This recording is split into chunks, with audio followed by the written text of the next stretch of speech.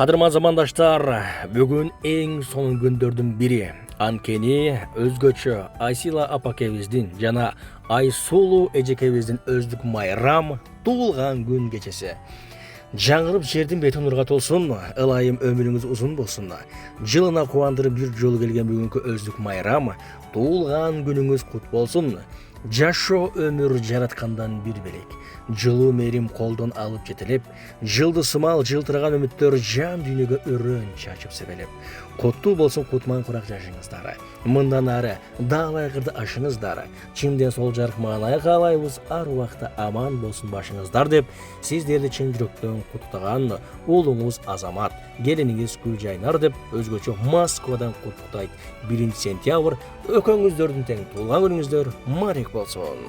Бүгүн майрам, бүгүн той деп ушул жаздын